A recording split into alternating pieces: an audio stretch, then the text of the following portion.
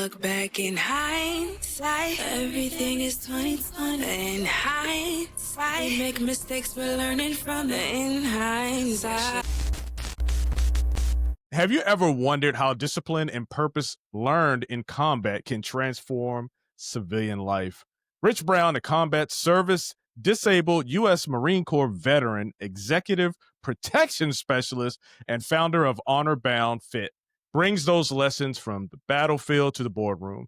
After leading troops in combat and training warriors worldwide, Rich now inspires others through fitness, leadership, and the annual Guidon 22 Ruck March, honoring fallen veterans. And in this episode, he shares how CORE, hopefully you share how CORE values, resilience, and community can turn challenges into purpose-driven action. Good morning. How are you doing today, sir? I'm staying out of trouble. How are you doing? I'm doing pretty good. I tell you what, before I even ask a question, I'm just going to tell you something. You know, U.S. Marine, I saw your pictures. You cut, you're doing all these different things. Big guy. The one thing I hated when I was in the Army was road marches. We used to have to do 12-mile road marches and ruck marches, whatever you call them in the Marines. And about mile 8, I was like, I'm not re-enlisting. What was it that you hated about the Ruck March? Man, everything. It really pulled on everything. Your mental, your body, just everything. So, and I'll give you some. I was wondering if maybe it was the format or maybe it was just the pain itself, right? So, Guidon 22 is a 22-mile ruck with 22 pounds on November 22nd for veteran and first responder suicide prevention. We did it as a way. We started it last year to try to introduce rucking to our gym members and have something to work towards. And we always try to do everything for a cause, right? We believe in using fitness as a means to help people and to help our communities and so on, not just to look good in front of the mirror, right? So I was wondering if maybe it was just the format and the people who were leading the ruck and you know, that individual experience in the Army ruck marches, or if it was just the pain. Because the pain for us is kind of part of the point, right? Is we try to make it as approachable as possible to everybody. So it's a 3-mile-an-hour pace. It is a walk with friends. Yeah. We're not running anywhere. We're not under some kind of like crazy, time hack to try to get somewhere by a certain time. We're just moving and walking with friends. But 22 miles does add up real quick on your lower back, your legs, etc. And so we're okay with that, right? Because it doesn't hurt us nearly as much as the pain that the guys who we're trying to honor were dealing with. So there's a certain amount of catharsis in it. The pain is part of the purpose there. And one of the things that we do is we invite family members from around the country and around the world of veterans who have taken their lives. And they are at each checkpoint, which is about every 3 miles, to tell their story and how the loss of their veteran, affected their family and their community and so on. And so it's a tough day, but you definitely feel like you've done something at the end of the day. You know what I mean? Yeah. Oh yeah. Absolutely. And I appreciate that. That is definitely honoring, true honoring through that pain. For me, I give you in context. Now this is total different context. This is when I was in the Army and I came in as a supply sergeant, right? Or a supply guy, not even a supply sergeant, supply guy. So I ended up in these light infantry units, these combat engineer units like that. So we're going around with super packs, right? So it's a little different context. This one I definitely admire and definitely want to commend you for that giving back, that purpose. They did a walk like that here in California. I can't really remember what it was called. We also did the Guidon run as well. So where you just take the American flag. Tell me about the Guidon run. Goes. So they take the flag, the U.S. flag, and they start up in like Seattle, and then it ends up in like Georgia or whatever, right? So there's different stations just along the track, and you would run it for like 2 miles, 4 miles, whatever that track design. You can run, walk, whatever it is, but it's the Yeah, so you're same passing it concept. off like a baton to the next person. Okay. Yeah, that makes sense. Exactly, and it brings honor to the ones who have died and the ones who have done suicide as well. It's all about suicide awareness. Absolutely. I'm over here thinking, I plan all of our routes. I Uh-huh. navigate and I keep the pace and all that. I'm leading the rucks, and then my business partner is, we call him the golden retriever because he's always running around cheering everybody up and all that, right? Yeah. Um, but I'm thinking about whoever had to organize that Guidon run and figure out the route across country for all those people. The logistics is I'm over here going, wow. It's called Old Glory. So it's Old Glory Okay. run. So yeah, it's pretty good event. They do it every year too.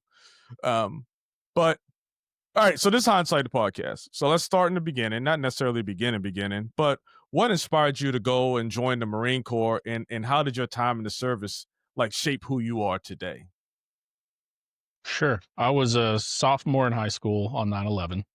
Prior to that, I was one of those kids who had already read Rich Dad Poor Dad. So prior to 9/11, I was going to start my own business. I was probably going to have something to do with software engineering, and I knew that I didn't want to be a part of somebody else's machine. I wanted to own the cash printing machine, as Robert Kiyosaki says, right? And so that's the direction my life was moving in. And then, I think my freshman year, I probably had like a high 3 GPA, and I'm saying that for a good reason, right? Because sophomore year, 9/11, I joined the Marine Corps the day after my 17th birthday.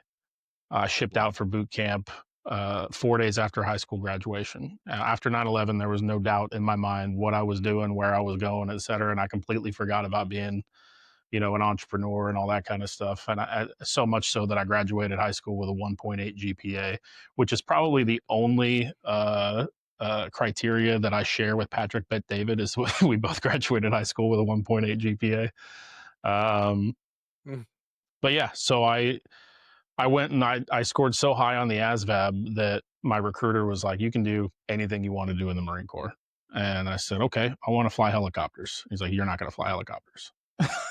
I said, "Okay, why not?" And he said, "Well, you already told me that you're not going to college, and you don't have the grades to go to college, and only officers fly, so you're not going to fly." So okay, I want to drive tanks. Do officers drive tanks? He says, "It doesn't really matter. You're not going to drive tanks either, because this is the Marine Corps, not the Army. We got like 6 tanks. You're probably not going to get one." I said, "All right, what should I do then?" Because obviously, if I keep rambling, you're just going to tell me a bunch of stuff I can't do. So what should I do? And he said, "Well, why do you want to join the Marine Corps?" And I said, "Well, I don't want to have to sit down later in life and think that somebody's out there fighting for me and my family and my rights when I had the opportunity to do it for myself. I don't press that on anybody else. That's just how I feel about it, right?" Yeah. And he said, "Well, if that's the case, if that's why you want to join the Marine Corps, then your place is in the infantry." And I said, "All right, now I think you're just trying to fill a quota, right? There's nothing available. I can do whatever I want, but nothing's available except for the infantry." And he said, "Well, think about it this way. Uh, if you are in the Marine Corps and you're not in the infantry, you support the infantry. Every other job Yeah. in the Marine Corps Yeah. exists to support the infantry. So if that's the reason that you're joining the military or joining the Marine Corps, then your place is there kicking the door in." I said, "All right, you got me." And I went to School of Infantry after boot camp, and I think it's about 3 weeks to a month into School of Infantry, they start talking about, well, we have specialties within the infantry. You're not just a guy with a rifle. We have all these other things you can do within the infantry. And they talked about mortars and machine guns. And they got to 0351 anti-tank assaultmen. And they said, who wants to, shoot rockets from their shoulder and make doors with explosives that weren't there before? And I about had a panic attack trying to raise my hand higher. Right. And so then what they didn't say in that briefing is that, oh, by the way, the Marine Corps is phasing out the 0351s. This whole weapon system is getting Mm. retired. This MOS won't exist in 8 years. And if they would have told me Wow. that, I might have considered something else, because I was I was promoted from corporal to sergeant, like E4 to E5 in my 6 months from my EAS. Right. Not Okay. because I got in Yeah. trouble, not because I was fat and lazy, anything like that. It was just because they didn't need 0351s, so they weren't promoting them. Yeah. My MOS was Yeah. closed out for a long time. So had they said that, while I was when I was looking at MOSs, I might have picked a different one. But I had a great experience. I don't doubt. I don't have any reservations about anything that I did. Yeah. Yeah. It was a good part of my life. I like it. I like it. So that was interesting. Coming in there, I had a similar. You were gung ho. Obviously, you went to the Marines, and I was like, "Hey, I want to come in, but hold on, pump the brakes," because I know as soon as I came in, they were like, "Hey, you're airborne qualified." I'm like, "Whoa, I'm not jumping out of airplanes. I can't do that." So, um, but but what I'm saying. I mean, each person has their own journey. Is what I'm trying to say. Sure, And in sure. that, what leadership lesson from the battlefield can you share that you apply to your business today? I think there's two that really resonated with me, or that I routinely look back to, and I think, wow, I'm glad that I learned that when I did. Right. So the first one is that I think the thing that I think every business could learn from the military, or at least the Marine Corps. I don't know the other branches, but when I was a young PFC Lance Corporal, my leaders, the guys just above me, were teaching me how to do their job immediately. As soon as I demonstrated that I knew my job, they started teaching me how to do their job. Not Yeah, because and that's somebody told them to do it necessarily. It's just part of the culture. Because you think back to the beach landings at Normandy and Omaha and so on.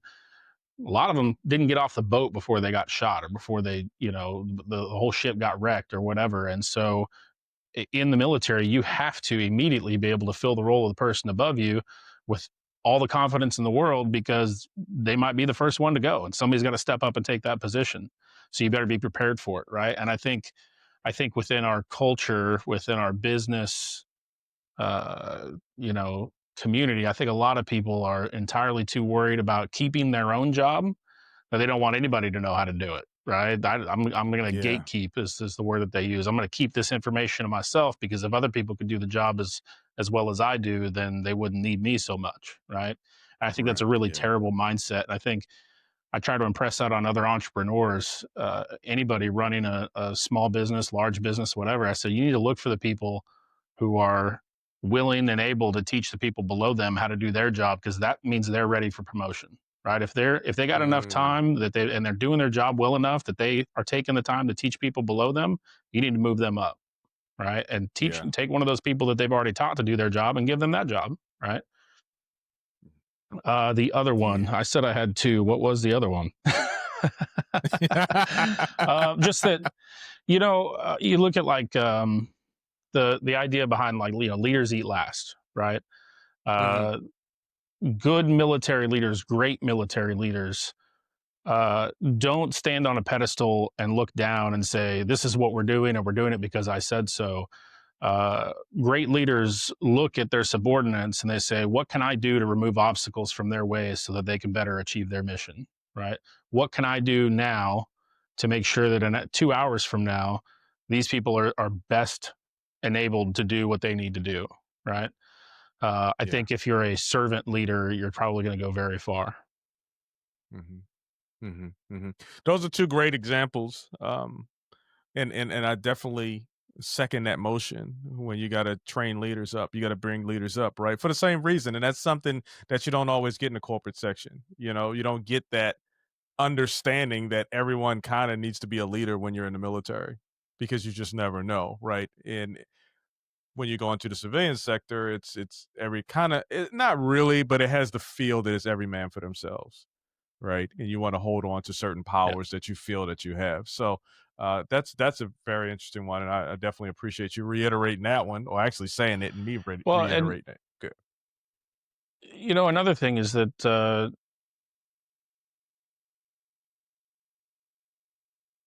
sorry, I had a train of thought there. No, you're um, good. we tend to, our industry seems to still be kind of, or our, I should say, our industries seem to still be built around the concept of, I'm going to hire you to do this menial task, And then when you do it really well, I'm going to promote you. And now you'll be in charge of the people doing that menial task, right? Whatever that Hmm. task is on a factory line, et cetera. We don't look for people to promote that have good leadership skills and that can not just teach people how to do that task they've been doing really well, but do they also manage and lead people well, right? We don't Yeah. teach leadership much in this country at all, right? Outside off of the sports fields and the military, who's Yeah. teaching leadership?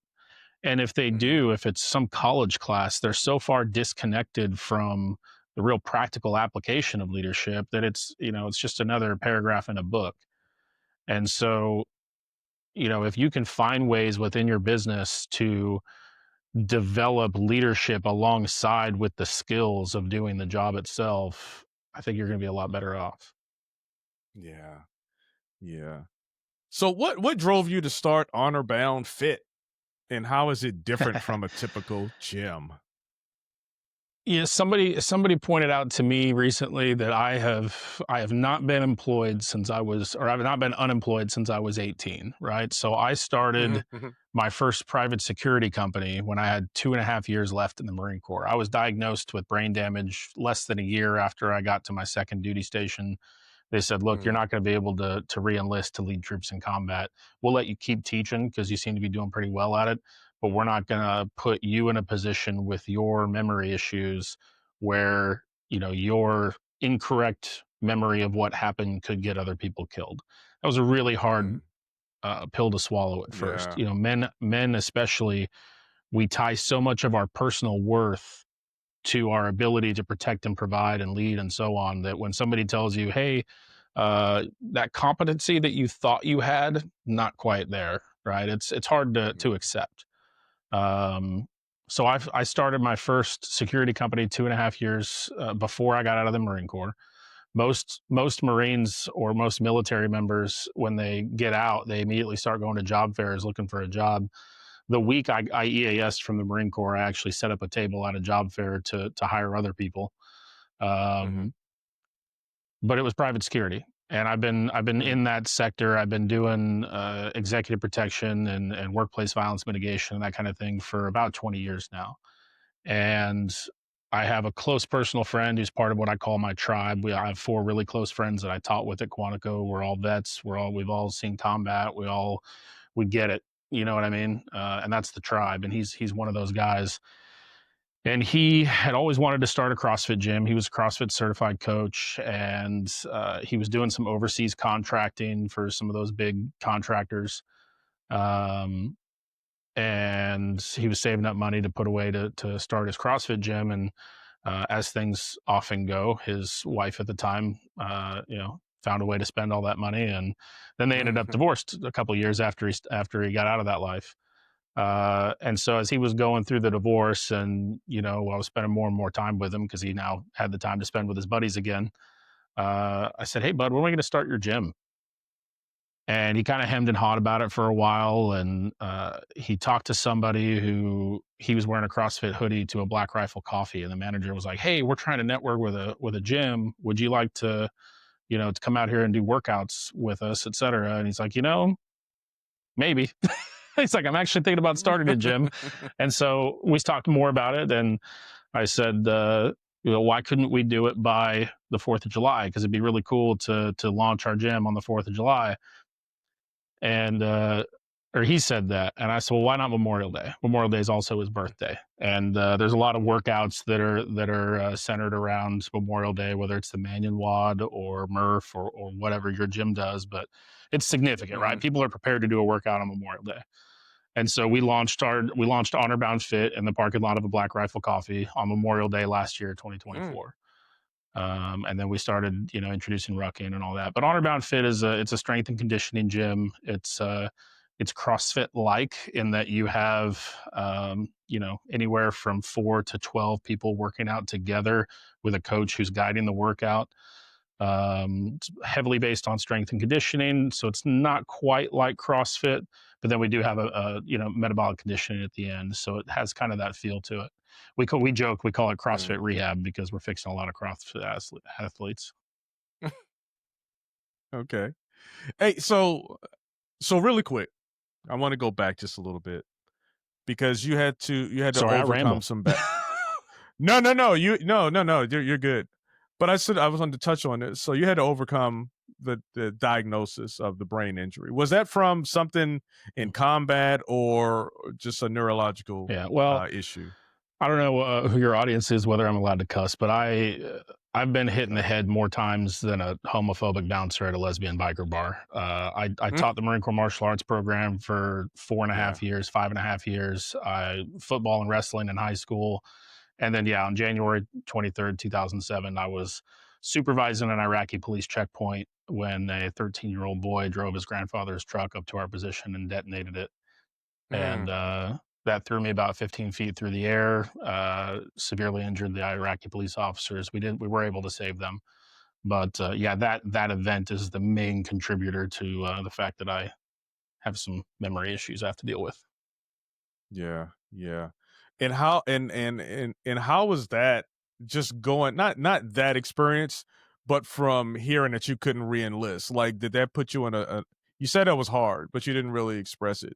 Like, how was that on your psyche? How was that on your mental? Yeah, at the time, you can't Yeah. really argue with a naval officer that because the Navy provides medicine for the Marine Corps.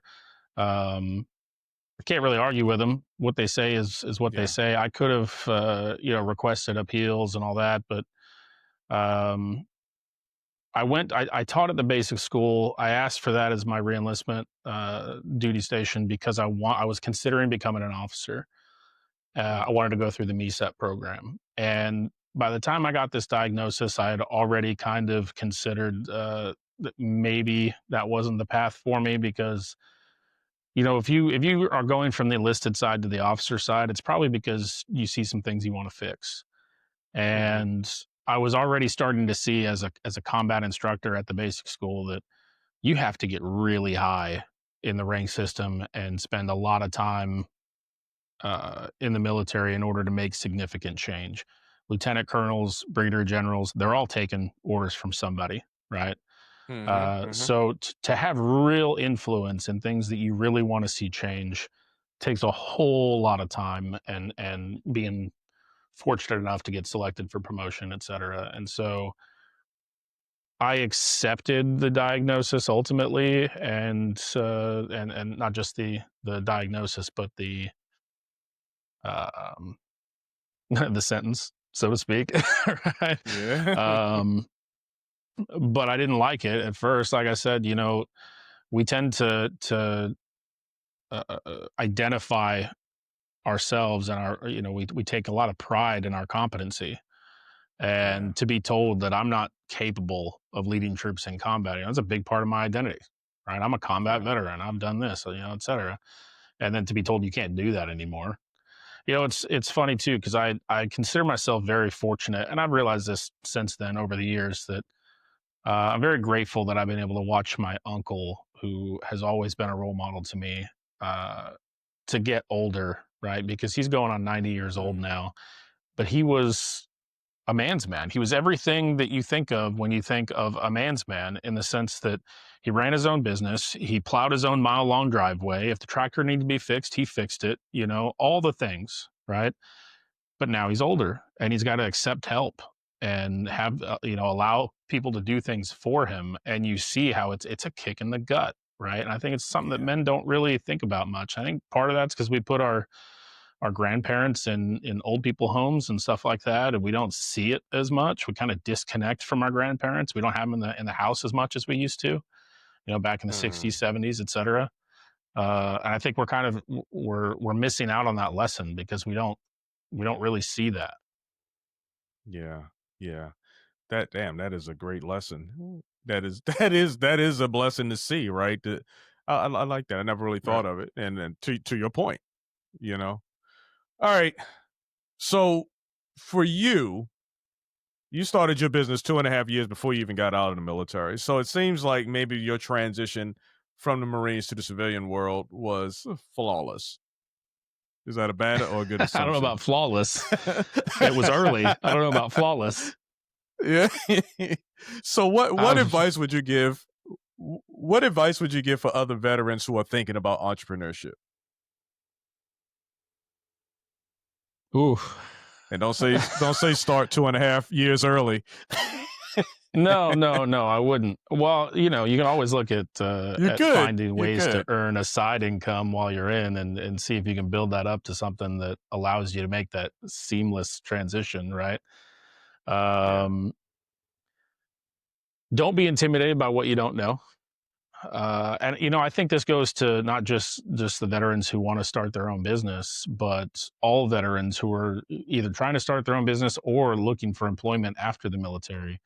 I think they tend to get wrapped up in, well, this is what I did for 4 or 8 or 12 or 20 years. So, you know, that's what I need to look for in a career, or that's what I'm going to use to start my own business. But they think way too much about the technical aspects of their MOS and not enough about the fact that they have learned leadership. They have, in some way, shape, or form, learned about logistics and about all the other things, you know, and uh, we learn a lot of customer service in dealing with our higher ups, right? Because regardless of how wrong they may be, you have to find a way to tell them how wrong they are in the most polite and professional way possible, you know?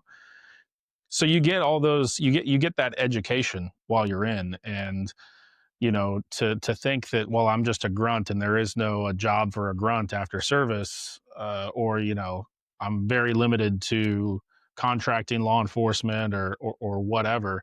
I think you're doing yourself a disservice, because you have a lot more talent than just those skills that you've learned in your particular job field. Yeah. Yeah.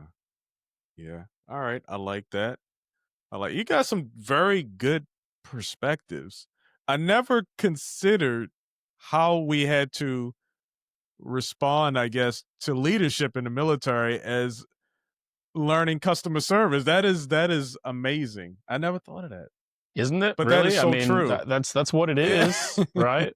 It really You is. know, Yeah. if I learned anything at the basic school, because I'm a corporal teaching second lieutenants. Every single one of my Yeah. students outranks me, and I have to treat them like an officer, regardless of how wrong they are or how profoundly wrong they are, right? And so I learned very early that it's not about what you say, it's about what's heard, right? It Mm. doesn't matter uh, if you have 130 students sitting in a class and 120 of them hear exactly what you intend to say to them and get it, but 10 of them misunderstand because you didn't say it quite clearly enough, it's your fault, right? You didn't deliver the Mhm. message that they Mhm. needed in the way that they needed it. And so I learned very quickly to be very precise in language. Yeah. Yeah. Yeah. Simplification. I know that's the truth. You try. Yeah. Yeah. I didn't do instructing. I did a few instructions right through my time in the military. And that is everything. Like you got to really simplify it, because you can try to be all complex and maybe use big word. It doesn't work, because you got to talk to a wide range of individuals. You know what I'm saying? So you need Well, to it depends on what your simplify it so intent that is, right? everyone. Well, It depends on what your intent is, yeah. because Uh-huh. if you're trying to teach people in a way that you need everyone to completely understand everything you're talking about and digest it and retain it, then yeah, you need to keep it as simple and concise as possible so that they get the Yeah. message perfectly. If you have Right. a battalion commander or a first True. sergeant on your Mhm. range who you don't want to be there because they micromanage the hell out of everything you do, then maybe you do want to start using really technical terms, because they're going to walk away because they're like, "Oh, this isn't for me. I don't, I don't know this." And then you can go back I to like simple it. as soon as they leave. You know what I mean? Oh, wow. Hey, okay, so we're gonna touch on your combat experience now, and like, how does that translate into keeping people safe in civilian life? Like, what do you pull any of those lessons that you've learned, even the traumatic experience that you had, uh, now and today, in keeping civilians safe?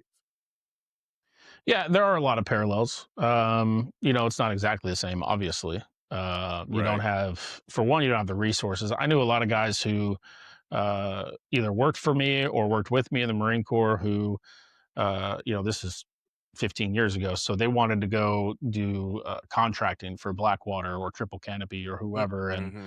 they want to be one of these guys who drives, very important people from a base to an airport every day and that kind of thing. And I tell them, hey, I get it. There's a lot of money in that, and it's high speed. You get to stay in the fight, but there is no CASVAC. There is no close air support. All those resources that you had organically within the military, they all go away, and it's just you, and hopefully you got a couple of guys with you. You might be alone and unafraid, right? So it's not exactly the same. I will say, Yeah. in the Marine Corps, we have the planning process. We have the 5-paragraph order. We have Mm-hmm. uh, surveillance and reconnaissance and all those things that we use to develop our operations. In executive protection, it's very much the same in that, if I know that my principal is traveling to this conference on this date and we're leaving at this time and all this, and I start building the operation around what little bit of information I have, well, then I Mm-hmm. know I can start looking and say, okay, we're going to be at this conference. Where's the nearest hospital? Where's the how long does it take police to respond to this? I'm going to go to the venue before and start doing reconnaissance on the venue so that I know where all the exits are. I know what kind of assets and resources that the hotel or expo center or whatever have before my principal ever gets into that arena. And so in that ways, it's a lot alike. Yeah. In terms of like unarmed and armed security guard work, it's very much just like stand and post. It is Mm-hmm. Mm-hmm. duty. That's what you're doing. Yeah. Um, but there again, when we're overseas and we take a house and we're going to use that as an observation post or something like that. The term we use is find work. Find work. Mm. If nobody's assigned a particular area to you to say, hey, you're watching this door, you're looking out this window and covering this alleyway or whatever, find something to do to be useful, right? Yeah. Yeah. Um, I had another point, but I lost it. Dane Yeah. Bramage. Yeah. No, that's good because that is even in that protecting people. I mean, that's a good skill. That's a good mindset to have. Anyway, just find work, right? A lot of people will just do what they're Mhm. told to do, but in the military, just having that experience, you start looking for other things. All right, well, what else can I do to contribute to the success of whatever it is that's happening, right? So, yeah, I Yeah. definitely can appreciate that one. All right, so we talked a lot about it in the beginning, as you talked about my weakness in road marching, but First of all, you were very vulnerable when you shared your weakness. I didn't ask for it. hey, but Guidon 22, we've established as a powerful 22-mile ruck, and you said it Mhm. brings awareness for veteran suicide. Like, how did the concept really come about? How is the awareness? Like, is there an outreach? Is it in every state, city, or is it in one location? Just give me a little bit more about Guidon 22. Sure. Yeah, no, I appreciate that. So it started just as, we wanted to introduce our gym members to rucking because we think rucking is a great fitness tool. It's better in all standards for you than running, right? Running is more Mhm. prone to injury. You're burning carbohydrates and glucose more than you're burning fat. Rucking is one of the most efficient ways to get into zone 2 cardio and maintain zone 2 cardio, which is where you're burning Mm, fat and you're having the most mm, cardiorespiratory benefits, etc. So we wanted to introduce our gym members to rucking. So we started out, we do this now. We reset every year, right? So next March or so, after the snow and ice are off the roads, we'll start rucking again, and we'll start with 6 miles, and then we'll add 3 or 4 miles every month. So November 1st, we have the day after Halloween, we're doing a costume ruck, and it's 18 miles, and that's the last ruck we do before Guidon 22 on November 22nd. mm, Um, in terms of outreach and the event itself and what we're doing to grow it, a lot of it's doing shows like this, right? yeah. I recently went to the military influencer conference, made a bunch of connections there. We're reaching out to our local community, trying to make it more about veterans and first responders than just veterans. You know, firefighters, law enforcement, EMTs, they're not leading the charge like veterans are in terms of removing themselves from society, either through homelessness or suicide, but their numbers are Mm, pretty staggering too, right? And as far as I'm concerned, our first responders are the home team, right? The military is the away team, but we couldn't have an mhm, away team without the home team. I wouldn't leave mm, my wife and children to go fight a war unless I knew they were taken care of, right? And so we couldn't yeah, do that without law enforcement, firefighters, etc. So I have a special place in my heart for them. I also, uh, I miss being in that kinetic environment. I miss being in Iraq and Afghanistan, kicking indoors, killing bad guys, knowing that I have a purpose that cannot be, doubted, and having a very singular focus and you know knowing that what I'm doing is the right thing for the right people, etc. With that being said, I couldn't be a law enforcement officer, and I've come to terms with that. I don't think I yeah, could be a cop in the United States, not because of the way that they're treated or the way that people think about them, but because I don't think I could respond to domestic dispute calls on a nightly basis. I feel like that mm, would wear a hole in my heart, right? yeah, EMTs. I very rarely have ever met an EMT that's not overweight. And at first I was a little judgy about it, but then I thought, if I had to sit in the back of a truck and eat my pain because I'm scraping brains off a pavement every day, I'd probably be huge yeah, too, you know? yeah, And yeah, it's a weird thing that we don't report EMT suicides. We know mm, that they are removing themselves from society at a increased number compared to other jobs, but we don't keep track of it. And I think part of that is because so many of the emergency medical careers are privatized. Right, you can be a yeah, ambulance driver, you can be an EMT medic for a private company, and I yeah, think that's probably part of it. But I think it's a shame. I think we should be paying attention to it because they're just as important as the rest of us. yeah. You mentioned about purpose. So, for someone struggling to find purpose, like, what's the first step that you'd recommend they take? Be useful. We have 14 core values on the wall at our gym. Most gyms, if there's anything written on the walls, it's a motivational phrase or a poster of Arnold Schwarzenegger or something, right? We Mm, have 14 core values large on the wall next to a 65-foot flag. And one of them is be useful. It's the simplest, it's the shortest, but it's there for a reason. And it's because if you are the type of person, if you're struggling to feel like, my family would be better off without me, my community would be better off without me, I don't have any value, the first thing you need to do is be useful. Find mm, value in your own ability to help others. Start helping others, and you won't struggle as much with your own sense of self worth. It's no different yeah, than in the first, selection process for whether it's SEALs or Force Recon or whatever. It's not the guy who's the biggest and baddest and looks the best naked who is absolutely going to get selected for the SEAL teams. That guy doesn't always make it. The guys who almost always make it are the guys who, when they start going internal and start feeling, the pain in their back and their legs and so on, they look to everyone else and say, "Hey man, how you doing?" Because mhm, it's reciprocal, mm, right? If I'm yeah, looking to you and I'm saying, "Hey man, how you doing?" You're going to do the same thing for me. It's like a hug. You can't hug mhm, without getting a hug. You know what I mean? yeah, And yeah, so if you are feeling like you don't have a place in the world, that's the hardest part about getting out of the military. A lot of people don't put it into words, but you lose two things when you leave the military. You lose your tribe and you lose your purpose. We started this mhm, gym to try to provide that tribe atmosphere, right? We do events like Guidon 22 and our food bank ruck, where we gather food for the food bank and have people ruck it 3 miles to donate it. And it's a big competition, right? But like I said, we try to use fitness for a cause, right? I'm not just trying to increase my ability to do work so that I look better naked, but because I'm actually using it to help people. We talk a lot about mass shootings and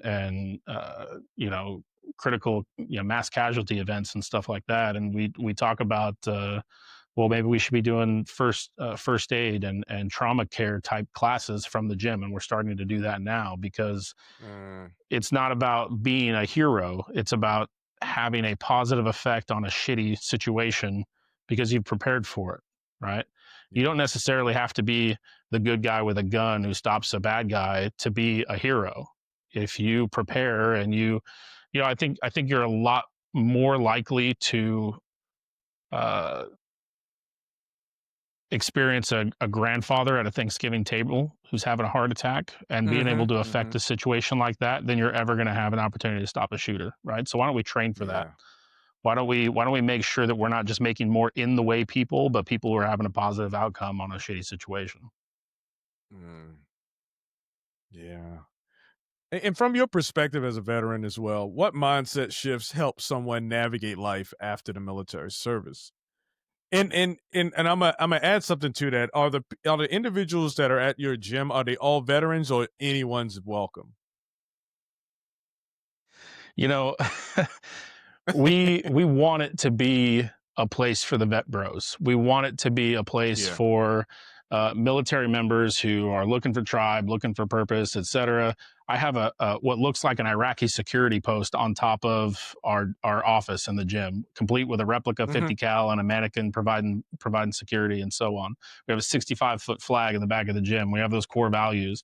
Our POS looks like stacked ammo crates and foot lockers, right? So we're very much building a home for the veterans. But about once a week, we joke, and I look at Keith and I say, we're not a women's gym because 95% of our clientele are women and they're not veterans. Mhm. Yeah. I don't. It's humbling, right? We love the fact that they feel comfortable around us and they want to be, in this environment and look to us for this kind of support. But it wasn't our target audience, but we appreciate it. We love our little tribe we built. We're I not a love women's it. gym. Hey, so I asked you a few questions, and you're doing a lot of things out in the community, and definitely appreciate that. But is there something that we didn't cover today that you'd like to share? That's a good question. No, I don't think so. Like Yeah.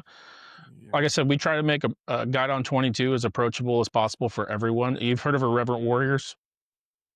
Yes. Yeah, so for Yes. your listeners who aren't familiar, Reverent Warriors, it's for the military, by the military. It's a bunch of veterans who are trying to do the same thing we are. They're trying to prevent veteran suicide. They do it through humor and camaraderie. They have silkies hikes. You've seen the people who look maybe a little bit crazy running around in silkies with big packs and waving flags and so Mhm. on. That's a Reverent Warriors. Really cool organization, but they're only for military. You can only Mhm. participate if you're a veteran. We want to provide an alternative, right? So we're providing the same type of setting, but we want it to be open and available to everybody. And so that's why, Yeah. yes, it's 22 pounds over 22 miles, and that seems very intimidating. But we're also going 3 miles an hour, right? And we have Yeah. logistics vehicles. If you can't make it past the 18-mile mark, get in the truck. We'll get you back to your vehicle. There's no shame, no whatever, right? So I say that as a way to say that you asked earlier if we are doing this in other locations, and I get the question often, can I do it virtually? You can't really do it virtually. You can't you can't experience being with a group of 200 people and families of veterans who have committed suicide and all that, with by yourself with a cell phone. That's not how it works. Mhm. Um, right now, it's in Fredericksburg, Virginia. We're about halfway between DC and Richmond. And next month yeah, November, so not quite next month. We're gonna do this ruck, and hopefully next year maybe we have a Guide on 22 West out in California, or a Guide on 22 Yeah. South down in Texas, or whatever. But right now, if you want to participate, you have to come to Fredericksburg, Virginia. There's plenty of hotels. Come on out. We want everybody to join us. I We want to l make it as big, like I said, as open and available to everybody as possible. All right. You heard it, Fredericksburg, Virginia. I like it. Hey, so where can the listeners go to learn more about you or and your work and connect with you? Sure. Honorboundfit.com is the best place. We're also on Mhm. Facebook, Instagram, YouTube, Twitter, all Honorbound Fit, just like that. No periods, no spaces, whatever. It's just Honorbound Fit. We are starting a couple of YouTube channels here.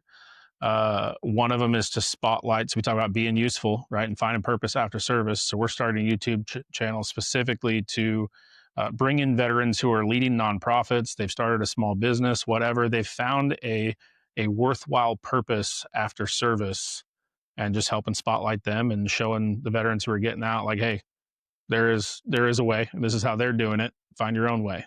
The symbolism with the Guidon too, right? We call it Guidon 22. Before we had modern communications, before we even had radios on the battlefield, the way that you communicated was with battle standards, with flags and drums, right? And so every unit had their own flag, and that was the OG way for a unit to say, I'm here, I've got your six, right? There's responsibility to it as well. When you see a change of command ceremony, I don't know how other branches do it, but in the Marine Corps, a company commander, when they hand off their company to the next commander who's taken over for them, they pass the Guidon from commander to commander, and it's symbolic of their unit, and it's symbolic of the responsibility.